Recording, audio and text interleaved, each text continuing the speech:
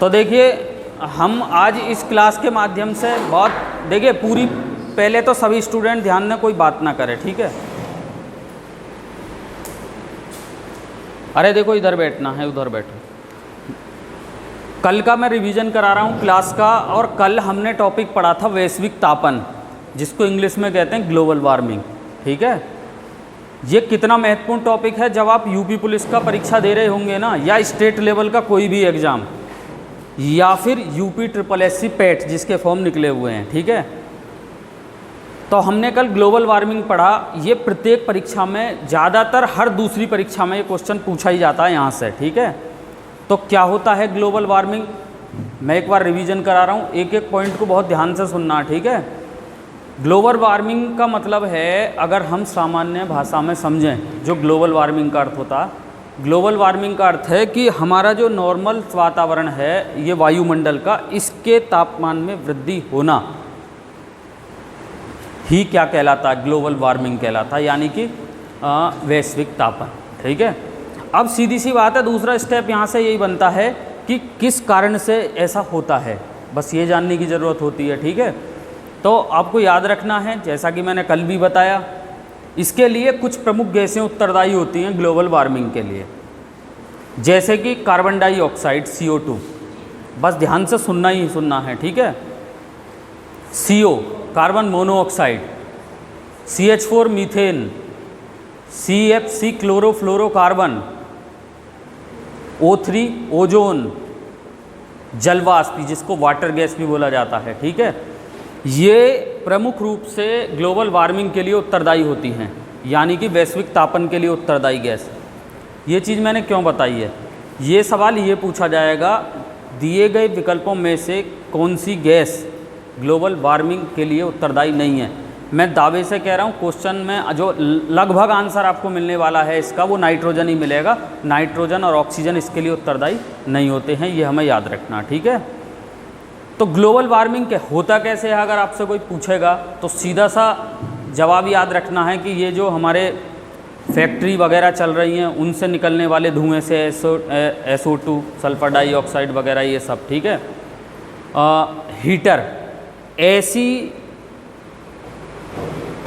वस्तुएं जिनसे जो ताप निकालती हैं, यानी कि जो वातावरण को गर्म करती हैं, हीटर है।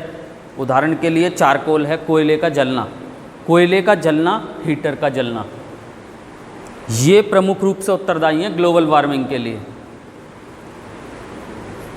ग्लोबल वार्मिंग के लिए जो सबसे अधिक उत्तरदायी गैस है वो है आपकी कार्बन डाइऑक्साइड, 60% याद रखना। यानी कि ग्लोबल वार्मिंग कोई भी चीज़ मैथ में अपने आप में 100% होती है, ठीक है, ये बात सब जानते हैं। और 100% में से 60% जो रिप्रेजेंट करती है ना, वो कार्बन डाइऑक्साइड है ग्लोबल वार्मिंग के लिए उत्तरदायी।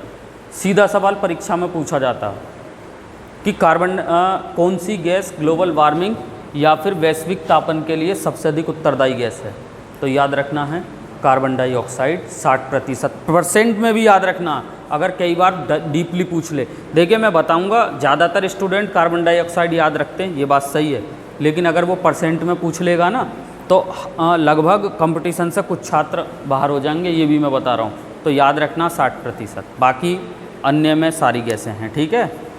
अच्छा, कार्बन डाइऑक्साइड ही क्यों ज़्यादा इसके लिए उत्तरदायी है, इस कंसेप्ट को थोड़ा और ज़्यादा ध्यान से सुनना। ऐसा क्यों है कार्बन डाइऑक्साइड ही ज़्यादा उत्तरदायी है, तो याद रखना है स्टूडेंट कि ये कार्बन डाइऑक्साइड इसलिए ज़्यादा उत्तरदायी है कि जो ऐसी वस्तुएं जिनसे वातावरण में गर्मी होती है, जैसे कि फॉर एग्जांपल ध्यान देंगे, एक मिनट, हीटर का जलना, चारकोल का जलना, उनसे क्या है कि वह कोई भी वस्तु हो जिससे गर्मी पैदा हो रही है, हीटर हो, चारकोल हो, उनसे एक विकिरण निकलती है जिसका नाम है इंफ्रारेड विकिरण। नाम याद रखना है स्टूडेंट, बहुत डीपली सवाल बन सकता है एग्जाम में। जो ग्लोबल वार्मिंग पढ़ के भी गए हैं ना, और इंफ्रारेड उन्हें नहीं मालूम है, इंफ्रारेड उन्हें नहीं मालूम है, समझ रहे हैं, तो फिर क्या है कि ग्लोबल वार्मिंग कहीं ना कहीं उनको पूरी तरीके से मालूम नहीं है। तो मेरा कहने का अर्थ ये है, बहुत ध्यान से सुनना, एक मिनट, इंफ्रारेड विकिरण को आप माइंड में रखिए, क्योंकि ग्लोबल वार्मिंग के लिए सबसे ज़्यादा उत्तरदायी यही है। अच्छा, ये क्या काम, ये कहाँ से आती है? तो मैंने अभी बताया कि ये ऐसी वस्तुओं से आती है जो गर्मी उत्पन्न करते हैं, जैसे कि कोयले का जलना हुआ, हीटर हुआ, अन्य भी चीज़ें हो सकती हैं गर्म करने वाली, एग्जाम्पल में, ठीक है। अच्छा, कार्बन डाइऑक्साइड ही क्यों सबसे ज़्यादा उत्तरदायी रही? कार्बन डाइऑक्साइड का कार्य है वो जो इंफ्रारेड विकिरण हैं, समझ रहे हैं, उनको वातावरण में बनाए रखना, यानी कि उनको वातावरण में बनाए रखना। अब वो तो वैसे ही गर्म है, मैंने अभी क्या बताया आपको, वो किस चीज़ से आती हैं? गर्मी उत्पन्न करने वाली वस्तुओं से। अब उनका कार्य क्या होता है, वहाँ पे बैठ जाइए, वहीं पीछे। उनका कार्य क्या होता है? गर्मी उत्पन्न करना। अब कार्बन डाइऑक्साइड का कार्य क्या है? उस गर्मी को वातावरण में बनाए रखना। इसलिए सभी गैसों में सबसे ज़्यादा उत्तरदायी ग्लोबल वार्मिंग या वैश्विक तापन के लिए सबसे ज़्यादा उत्तरदायी गैस कौन सी है? Carbon dioxide. अगर मैं अवरक्त विकिरण की बात करता हूँ, बहुत ध्यान से सुनना है, हिंदी में कहा जाता है इन्हें अवरक्त विकिरण, अंग्रेजी में कहा जाता है इन्हें इंफ्रारेड रेडिएशन। ध्यान से सुनना, क्योंकि कई बार जब आप एग्ज़ाम दे रहे होंगे ना, तो ज़रूरी नहीं है वो अवरक्त विकिरण ही पूछेगा, वो ये भी वो हिंदी में लिखा जाएगा इंफ्रारेड रेडिएशन, यानी कि हिंदी में अवरक्त विकिरण, अधोरक्त विकिरण भी कहा जाता है इन्हें, यानी कि तीसरा अन्य नाम से भी जाना जाता है, ठीक है। तो अगर एग्ज़ाम में ये सवाल बन जाए, सोच के चलो कि कितना डीप सवाल हो जाएगा। जो स्टूडेंट पढ़ के भी जा रहे हैं और उन्हें ये चीज़ मालूम नहीं है, तो बहुत डीप सवाल हो जाएगा। हो सकता है उन पर परीक्षा में क्वेश्चन ना हो, जब वो ये पूछेगा वैश्विक तापन के लिए सबसे ज़्यादा उत्तरदायी गैस कार्बन डाइऑक्साइड है, ठीक है। कार्बन डाइऑक्साइड किसको वातावरण में बनाए रखती है? तो आपका आंसर होना चाहिए अवरक्त विकिरण या फिर इंग्लिश में इंफ्रारेड रेडिएशन, ठीक है। कई बार सवाल एग्जाम में बहुत शानदार सा बनेगा कि ये जो इंफ्रारेड रेडिएशन है, जिनको हम अवरक्त विकिरण कहते हैं, इनकी खोज किसने की थी? विलियम हेर्शेल नामक वैज्ञानिक ने इनकी खोज की थी। मैं बता दूंगा, बहुत अच्छी तरीके से याद रखना है, कई बार परीक्षा में सीधा पूछा जाएगा। ध्यान से सुनिए, चूँकि हम बात इन रेडिएशन की कर रहे हैं, तो ये क्वेश्चन बनता है कई बार एग्जाम में कि इंफ्रारेड रेडिएशन की खोज किस वैज्ञानिक के द्वारा की गई? विलियम हेर्शेल वैज्ञानिक के द्वारा की गई। अच्छा, ये किरण होती कैसे हैं? विकिरण, बहुत ध्यान से सुने, ये लघु विकिरण होती हैं। इससे रिलेटेड मैं और भी थोड़ी सी चीज़ें बता रहा हूँ, ध्यान से सुनना है, ठीक है। आपने देखा होगा टीवी सभी के घर में है, ऐसा शायद ही कोई हो जिसके घर में टीवी ना हो अब, है ना, क्योंकि इस तरीके का अब आधुनिकीकरण भारत में हो चुका है, तो सब लगभग संपन्न हैं, ठीक है। टीवी के रिमोट में कई बार सवाल पूछा जाता है परीक्षा में, गवर्नमेंट एग्जाम में, कि टीवी रिमोट में कौन सी विकिरण का प्रयोग किया जाता है, किन तरंगों का प्रयोग किया जाता है टीवी रिमोट में? तो याद रखना अवरक्त विकिरण, या फिर इंग्लिश में कहा जाता है इंफ्रारेड रेडिएशन। कई बार इसी सवाल को मालूम है किस तरीके से, कितना डीप बना सकते हैं एग्जामिनर। जब एग्जाम में ये पूछेगा ना कि कौन सी विकिरण लघु दूरी तय करती हैं, लघु दूरी की होती हैं, फिर ध्यान से सुनिए, कौन सी विकिरण, कौन सी तरंग लघु दूरी की होती हैं, लघु यानी कि कम दूरी के लिए होती हैं, तो कम दूरी के लिए ही तो होंगी अवरक्त विकिरण, क्योंकि रिमोट और सामने टीवी।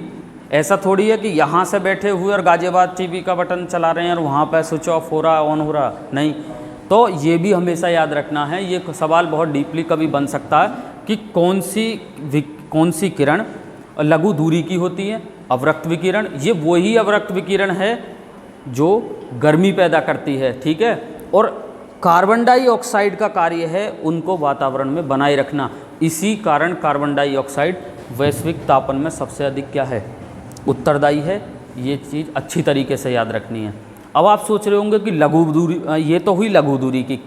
अगर आपसे कोई पूछे कि भाई बड़ी ऐसी दूरी की, ज़्यादा बड़ी दूरी की कौन सी होती है, तो रेडियो तरंग होती हैं, जिसके माध्यम से आप दूरदर्शन वगैरह भी देखते हैं।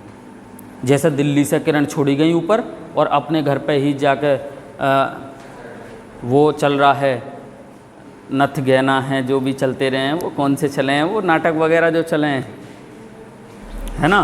तो क्या है, दिल्ली से इधर से दिल्ली से चीज़ें छोड़ी गई और घर पे देख रहे हो टीवी, तो अब दोनों तरंगें आपके क्लियर हो जानी चाहिए। अगर एग्जाम में पूछे कि लघु दूरी की बेतार, तार थोड़ी जुड़ा हुआ होता है, ध्यान से सुनो, लघु दूरी की बेतार तरंगें कौन सी होती हैं? अवरक्त विकिरण।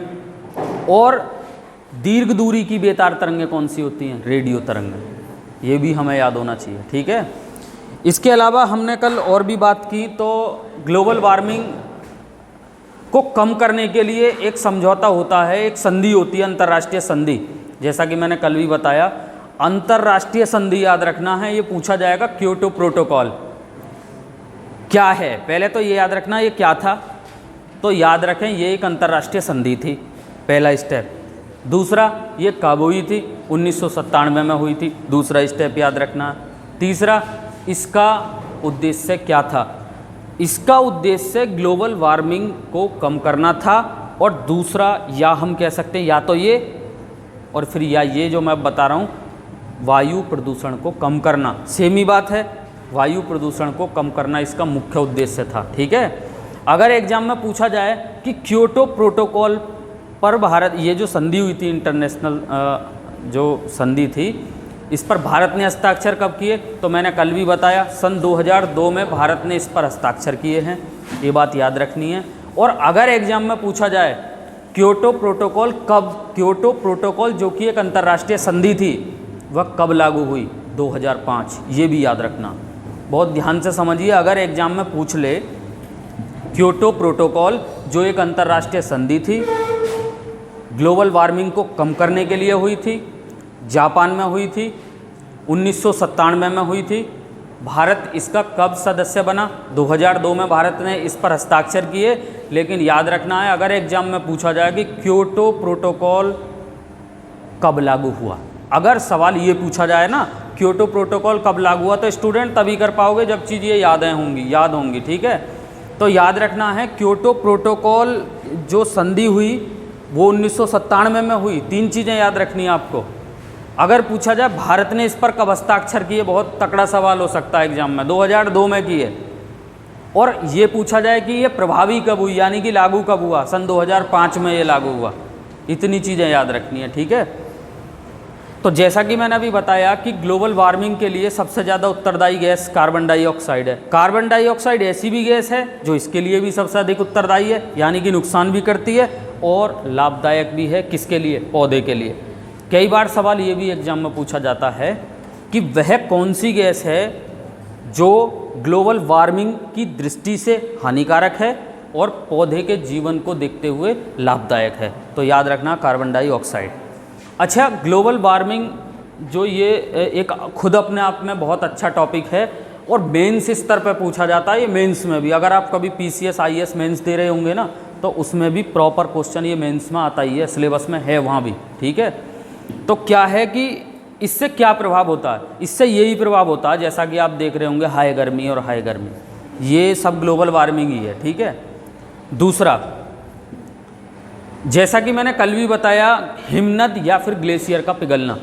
ऐसा है कि ग्लेशियर पिघलते तो हैं ही, पहले से एक सर्कल चल रहा है, ठीक है, लेकिन ज़्यादा पिघल जाना, कई बार आप देखेंगे ज़्यादा पिघल जाना, तो उससे क्या होता है कि ग्लेशियर पिघलते हैं, तो जब उनका पानी नीचे की तरफ आएगा तो सीधी बात है नदियों में पानी जाएगा, और नदियों का जल स्तर कहाँ जाएगा? फिर ऊपर की तरफ जाएगा।